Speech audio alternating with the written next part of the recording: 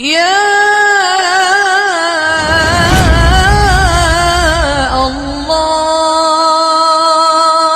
پھر سانپ کا ڈسا اتنا نہیں تڑپتا جتنا غیبت کا ڈسا ہوا انسان تڑپتا ہے۔ پھر سانپ میں اتنا زہر نہیں ہوتا جتنا اس گندی زبان میں زہر ہوتا ہے۔ شیر کا پنجہ اتنا نہیں پھاڑتا جتنا یہ 2.5 انچ کی زبان گوشت کو چیر پھاڑ کے رکھ دیتی ہے۔ پٹرول اور گیس کی آگ سے وہ آگ نہیں بھڑکتی جو اس چھوٹی سی زبان سے آگ بھڑکتی ہے۔ شہروں کے شہر جل رہے ہیں اور اس کے پیچھے بات کیا ہے؟ غیبت، غیبت، گندا بول، گندا بول۔ ہاں، اگر گھروں کو جنت بنانا ہے غیبت چھوڑ دو۔ دھن رے دھنیے اپنی دھن، پرائی دھنی کا پاپ نہ پن، تیری روئی میں 4 بنولے، سب سے پہلے ان کو چن۔ کیا مطلب؟ اوروں کی برائیاں نہ دیکھو، اپنی برائیاں دیکھتے رہو، دیکھتے رہو۔ اپنی کمیاں دیکھو گے تو اللہ تعالیٰ مرنے سے پہلے توبہ نصیب فرما دے گا اور ساری دنیا تمہیں اچھی نظر آئے گی۔ اگر اپنی اچھائیاں دیکھو گے اور اوروں کی برائیاں دیکھو گے تو اللہ توبہ کا دروازہ بند کر دے گا، سارا جہان آپ کو برا نظر آئے گا، اپنی ذات آپ کو بڑی اچھی نظر آئے گی اور بڑی قابل تعریف نظر آئے گی، اور اس کے ساتھ پھر تکبر پیدا ہوتا ہے، اور تکبر میں مرنے والا جنت کی ہوا بھی نہیں سونگھ سکتا۔ پہلے عجب آتا۔ عجب کیا ہے؟ میں بڑا اچھا ہوں، میں بڑا اچھا ہوں، یہ عجب ہے، میں بڑا اچھا ہوں، صرف اس حد تک، میں بہت اچھی ہوں، میں تو بہت اچھی ہوں، میں تو بہت اچھا ہوں، یہ عجب۔ جب عجب کو لگام نہیں دے گا تو اگلا درجہ آئے گا، اگلا درجہ۔ عجب اور تکبر کی حد ساتھ ساتھ ملی ہوئی ہے، اس لیے بارڈر پر پولیس کھڑی تھی، بارڈر پر فوجیں کھڑی ہوتی، بھائی آپس میں بارڈر مل نہ جائے تو عجب اور تکبر کا بارڈر ملا ہوا ہے۔ تکبر کیا ہے؟ میں بڑا اچھا، وہ بہت گندا، میں بڑی اچھی، وہ بہت گندی۔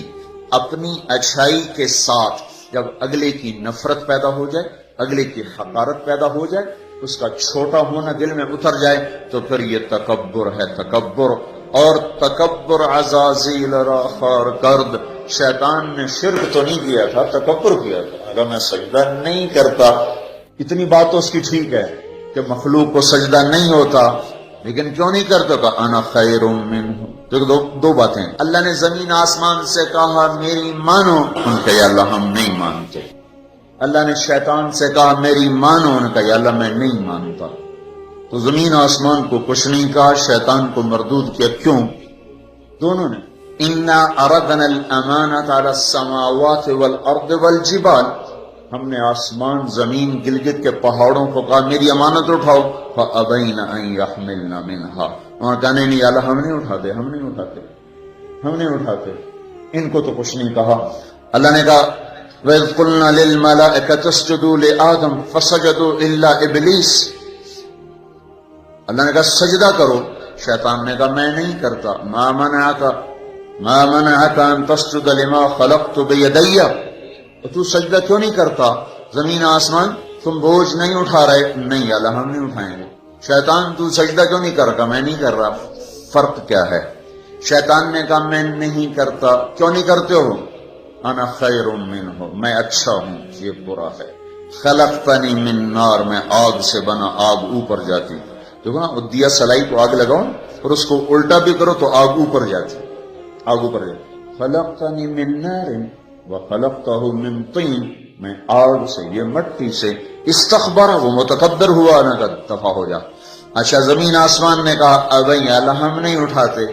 اللہ نے کہا کیوں؟ اشفق، یا اللہ ہمیں تیرا ڈر، اللہ ہمیں تیرا خوف ہے کہ ہم تیری امانت اٹھا نہیں سکیں گے، اللہ ہماری ہمت نہیں کہ ہم تیری امانت۔ اشفقنا منہا، وہ ڈر گئے کہ اللہ ہمارا بس کا نہیں ہے۔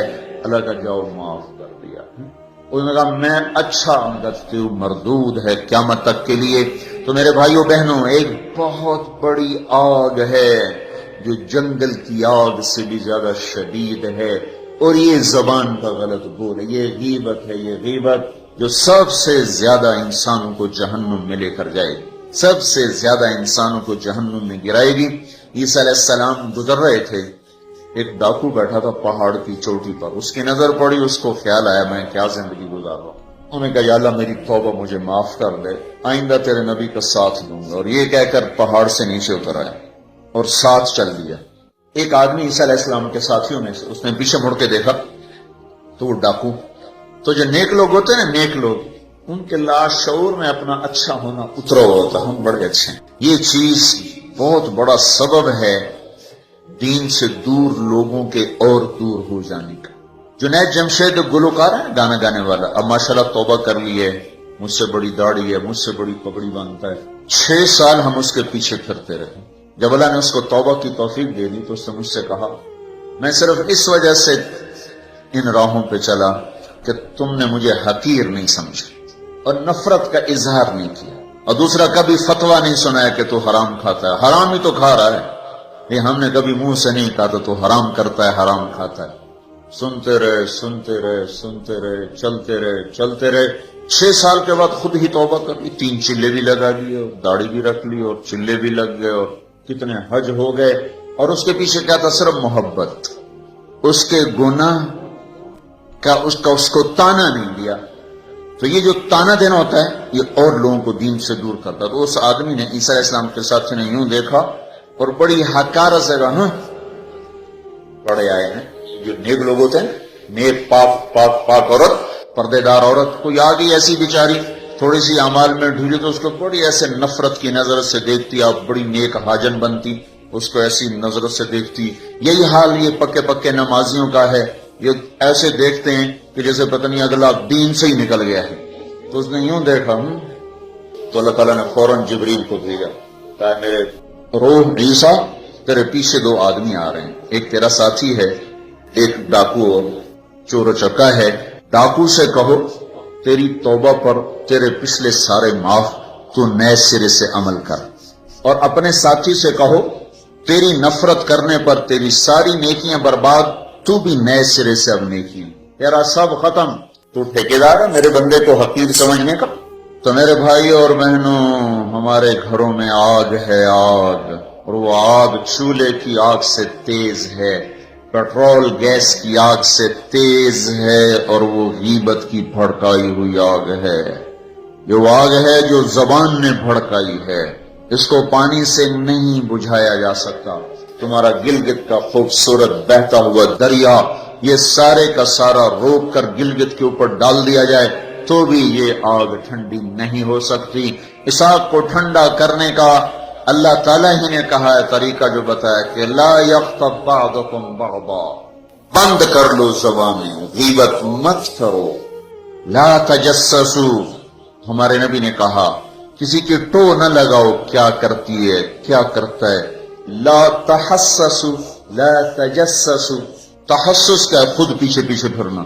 اور تجسس کیا ہے؟ کسی کو پیچھے لگ جاؤ دیکھو کیا. جیسے پولیس بھی نہیں، حکومت والے CID لگاتے ہیں نا، CID، یہ تجسس ہے. تجسس جاسوس، اسی سے جاسوس ہے، تجسس سے جاسوس. اور وہ رپورٹ لکھتے ہیں، وہ الٹی لکھیں سیدھی لکھیں، اسی پہ فیصلے ہوتے ہیں.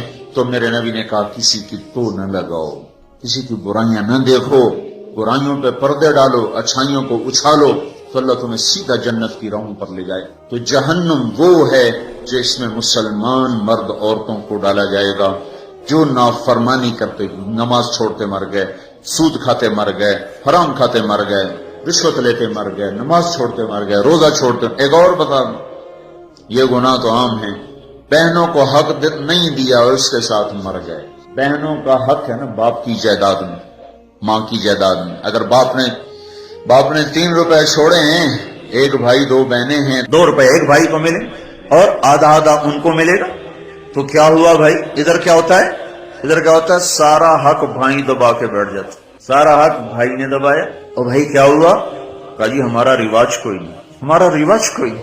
اچھا، قرآن تو کہتا ہے للذکر مثل حظ الانثیین، 2 بیٹیوں کے برابر ایک بیٹے کا حصہ ہے. 1 روپیہ بیٹی کو ملا، 2 روپے بیٹے کو ملے، 8 آنے بیٹی کو ملے، 1 روپیہ بیٹے کو ملے گا. پر اللہ تبارک و تعالیٰ نے عورت کا حق پہلے بتایا، مرد کا حق بعد میں بتایا. للذکر مثل حظ الانثیین، للذکر مثل حظ الانثیین. اور یہاں ساری گلگت کی وادی بہنوں کا حق کھا جاتی ہے، اور کوئی کہتا بھی نہیں کہ حرام ہو گیا حرام ہو گیا.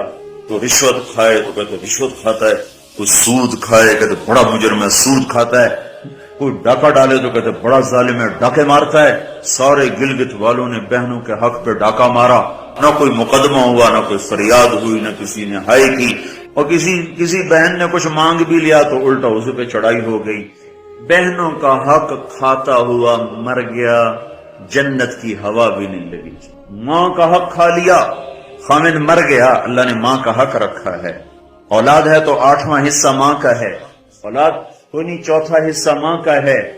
باپ مر جاتا ہے، مائیں بیچاری فقیر بن کے بچوں سے خیرات مانگتی ہیں، حالانکہ اللہ نے خامد کے حق میں سے 1/8 ماں کا حق رکھا تھا، کوئی نہیں دیتا.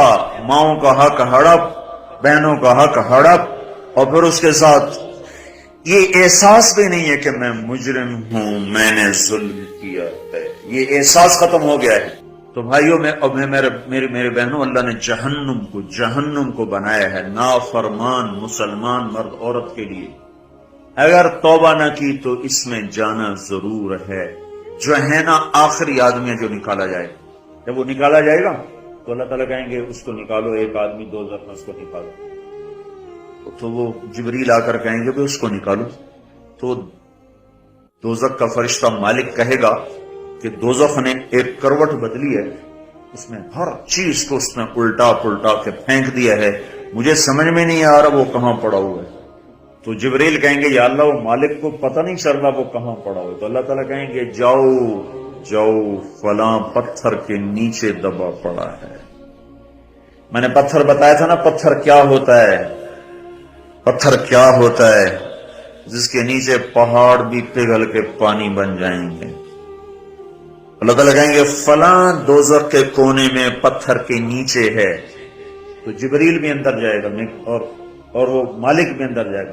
وہ پتھر کو اٹھائیں گے تو نیچے منہ کے بل گرا پڑا ہوگا اور اس کے اوپر آگ ہی آگ ہوگی، اور وہ زبان سے کہہ رہا ہوگا یا حنان یا منان.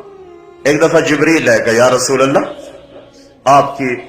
آپ کو دوزخ کے سنوں کا سنیں کہ جہیم میں حاویہ میں منافق ہیں، جہیم میں مشرک ہیں، سقر میں صابی ہیں مجوس ہیں، اور سعیر میں مجوس ہیں، لظہ میں یہود ہیں، حطمہ میں عیسائی ہیں.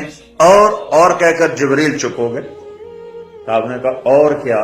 کہ جی آپ سے شرم آتی. کہنے نہیں بتاؤ. کہا جہنم میں آپ کی امت ہے، نافرمانی کرتے ہوئے جو مر گئے توبہ کیے بغیر. تو ہمارے نبی بے ہوش ہو کے گر گئے اور روئے جا رہے، نہ کسی سے بات کر رہے، نہ کلام کر رہے، نہ کھانا کھا رہے، روئے جا رہے. حضرت عمر رضی اللہ تعالیٰ عنہ اجازت مانگنے گئے تو آپ نے اندر آنے کی اجازت نہیں دی. سلمان فارسی اجازت مانگنے گئے تو آپ نے اندر آنے کی اجازت نہیں دی. سلمان فارسی بھاگ کے حضرت فاطمہ کے پاس گئے کہ جاؤ ابا کی خبر لو. وہ رو کے ان کا حال برا ہے، کسی سے بات نہیں کر رہے، کھانا نہیں کھا رہے. حضرت فاطمہ رضی اللہ تعالیٰ عنہ دوڑی ہوئی تشریف لائیں، دروازے پہ دستک دی تو آپ نے، چونکہ حضرت فاطمہ سے محبت بے پناہ تھی تو آپ نے فوراً اجازت دے دی. اندر آئیں تو کہا ابا جان کیا ہوا، میں آپ پہ فدا قربان، آپ کا یہ حال کیوں بنا ہے، کیا ہوا ہے؟ تو آپ نے کہا فاطمہ میری بیٹی، مجھے جبریل نے بتایا ہے میری امت کے نافرمان مرد عورتوں کو جہنم میں جانا ہوگا. اور آپ کتنے نوجوان ہوں گے جو کہیں گے ہائے ہماری جوانی پہ کرم میں رحم کرو، پر کوئی رحم نہ کھائے گا. کتنے بوڑھے ہوں گے جو کہیں گے ہمارے بڑھاپے پہ رحم کرو، کوئی رحم نہ کھائے گا. کتنی عورتیں ہوں گی جو ننگی ہو کر جہنم میں پھینکی جائیں گی اور ان کے بالوں کی چوٹیوں سے پکڑ کر فرشتوں کو گھسیٹ رہیں گے، وہ کہیں گے ہائے ہماری بے پردگی، ہم پر رحم کرو. ان پر کوئی رحم کرنے والا نہیں ہوگا. مجھے یہ خبر رلا رہی ہے، بے قرار کر رہی ہے. تو لیبلوکم ایکم احسن عملا، ان قریب موت پر یہ سب کچھ کھل کے سامنے آنے والا ہے. اللہ تعالیٰ نے اس کی تیاری کے لیے ہمیں یہاں بھیجا ہے. ہم آزاد نہیں ہیں، اللہ اس کائنات کا بادشاہ ہے. زندگی موت کا نظام بنایا اور عزت اور ذلت کا نظام بنایا، جنت اور جہنم کا نظام بنایا، عرش فرش زمین آسمان چاند تاروں کا نظام بنایا، اور دنیا اور آخرت کی ساری عزتوں تک پہنچانے کے لیے حضرت محمد صلی اللہ تعالی علیہ وسلم کو رہبر بنا کر، ہادی بنا کر، قیامت تک کے آنے والے انسانوں کے لیے رہبری کا طریقہ دے کر آپ نے مدینے مکے کی پہاڑیوں سے آپ کو چاند بنا کے، سورج بنا کے آپ کو طلوع فرمایا، اور پھر قیامت تک کے لیے سورج چمکتا رہے گا، یہ چاند چمکتا رہے گا، نہ یہ گھٹتا ہے اور نہ اس پر کوئی گہن لگتا ہے، نہ اس پر کوئی داغ آتا ہے، نہ اس میں کوئی آگ ہے۔ آپ ساری دنیا کے مردوں عورتوں کے لیے عزت کا راستہ لے کر آئے، بلندی کا راستہ لے کر آئے، کامیابی کا